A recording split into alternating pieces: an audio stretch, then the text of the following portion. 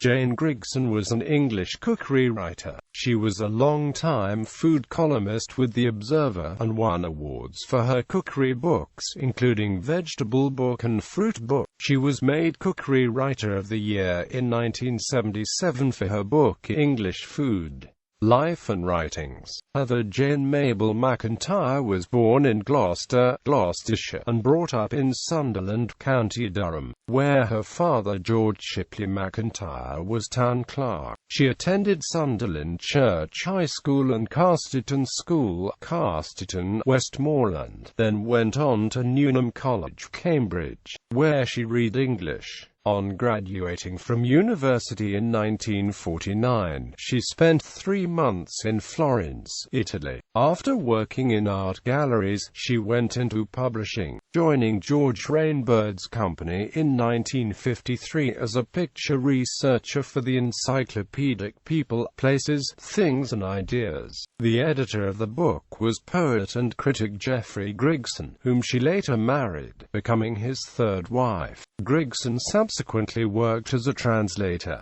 winning the John Florio Prize in 1966 for her work with Father Ken Elm Foster on the translation of Cesare Beccaria's On Crimes and Punishments.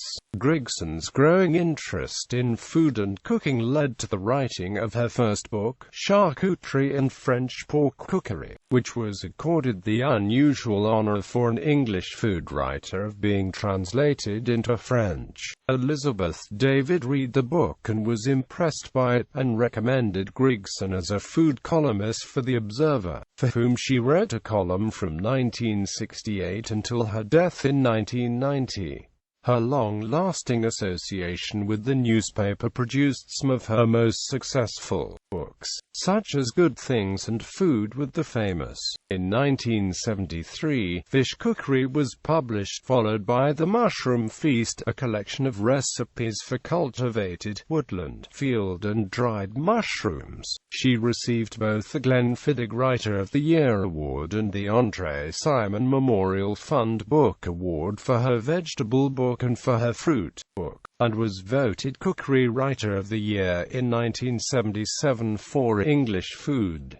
Grigson died in Broadtown, Wiltshire, on the eve of her 62nd birthday. Her daughter Sophie Grigson is also a cookery writer and broadcaster. Writing style. In her obituary for The Independent, Alan Davidson wrote, Jane Grigson left to the English-speaking world a legacy of fine writing on food and cookery for which no exact parallel exists. She won to herself this wide audience because she was above all a friendly writer, a most companionable presence in the kitchen, often catching the imagination with a deftly chosen fragment of history or poetry, but never failing to explain the why as well as the how of cookery. Like her contemporary Elizabeth David, Jane Grigson's books are known for the witty and sometimes extensive digressions on the history of ingredients and recipes.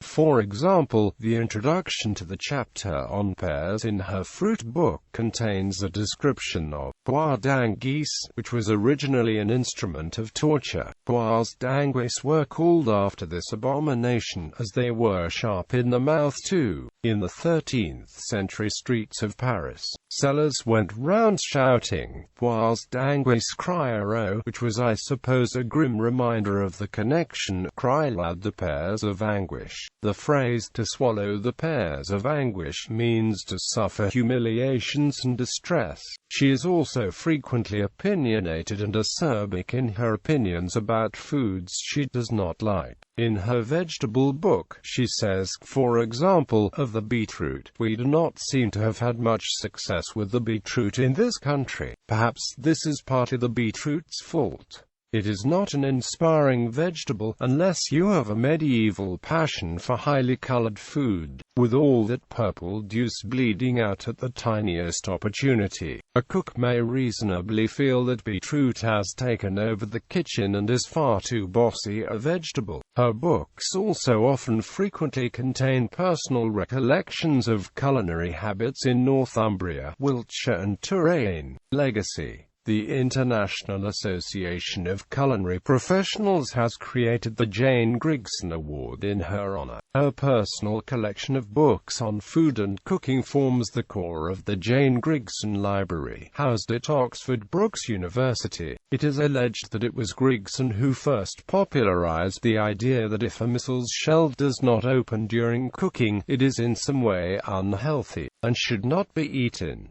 However, this is now held to be a misconception, albeit an extremely popular one, after the idea was published in a book of Grigson's in the 1970s. It was mentioned in 90% of all cookery books by 1990.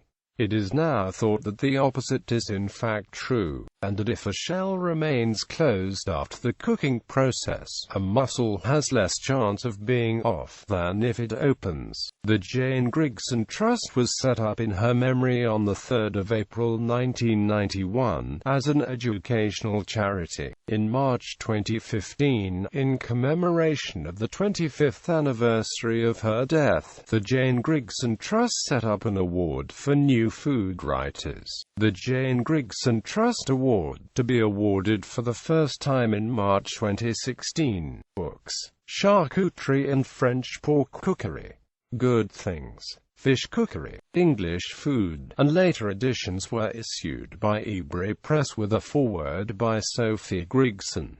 The Mushroom Feast, a celebration of all edible fungi with over 250 recipes. Jane Grigson's Vegetable Book, Food with the Famous. Jane Grigson's Fruit Book. Other books: The Best of Jane Grigson's British Cookery, The Best of Jane Grigson's Desserts, The Best of Jane Grigson's Soups, Book of European Cooking, Jane Grigson's Cooking Spinach, Cooking with Exotic Fruits and Vegetables, Dishes from the Mediterranean, The Elle Cookbook, The Enjoyment of Food, The Fruit, Herbs and Vegetables of Italy. In celebration of chives, the International Wine and Food Society's Guide to Fish Cookery, The Observer Guide to British Cookery, The Observer Guide to European Cookery, The World Atlas of Food, preface to an English flavor by Patricia Hegarty.